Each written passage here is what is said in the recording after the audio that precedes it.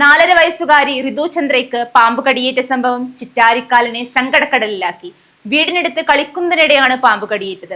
Pariyaram medical കോളേജിൽ വെന്റിലേറ്ററിന്റെ സഹായത്തോടെയാണ് ഋതു ചന്ദ്രയുടെ ജീവൻ നിലനിർത്തുന്നത്.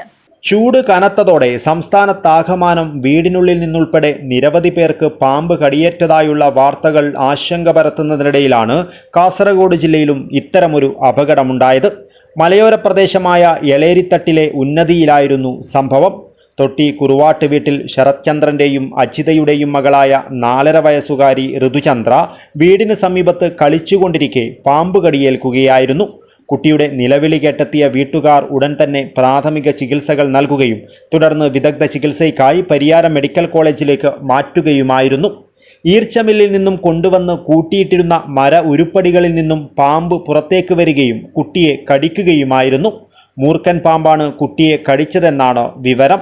ചൂട് അധികരിക്കുന്ന സാഹചര്യത്തിൽ പാമ്പുകളെ തണുപ്പുള്ള ഏത് ഭാഗത്തും കാണുവാനിടയുണ്ടെന്നും ഈ സാഹചര്യത്തിൽ കുട്ടികൾ ഉൾപ്പെടെയുള്ളവർ അതീവ ജാഗ്രത പാലിക്കണമെന്നുമാണ് ഈ മേഖലയിലുള്ളവർ നൽകുന്ന മുന്നറിയിപ്പ്. വീട്ടുപരിസരത്തെ വിറകുപുര, അടയ്ക്ക, തേങ്ങ, റബ്ബർ തുടങ്ങിയ കാർഷിക ഉൽപ്പന്നങ്ങൾ സൂക്ഷിക്കുന്ന സ്ഥലം എന്നിവിടങ്ങളിൽ പ്രത്യേക ശ്രദ്ധ വേണം. ചകിരി കൂട്ടിയിടുന്ന സ്ഥലം, പണിയായുധങ്ങളും കൂടയും മറ്റും സൂക്ഷിക്കുന്ന സ്ഥലം, വസ്ത്രം ഉണങ്ങുവാനിടുന്ന സ്ഥലം, കരിയിലകൾ കൂട്ടിക്കിടക്കുന്നതുൾപ്പെടെ എല്ലായിടത്തും കണ്ണുവേണമെന്ന് ആരോഗ്യ പ്രവർത്തകർ മുന്നറിയിപ്പ് നൽകുന്നു. വീടിൻ്റെ ചുവരുകളിലെ ചെറിയ വിള്ളലുകളിൽ വരെ ശംഖുവരയൻ പോലെയുള്ള പാമ്പുകളെ കാണാറുള്ള കാര്യവും അധികൃതർ ഓർമ്മപ്പെടുത്തുന്നു. നാടെങ്ങും മഴക്കാല പൂർവ്വ ശുചീകരണം നടക്കുന്നുണ്ട്.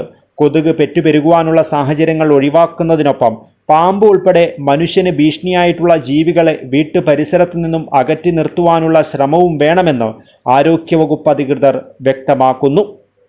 News bureau, Kasaragod.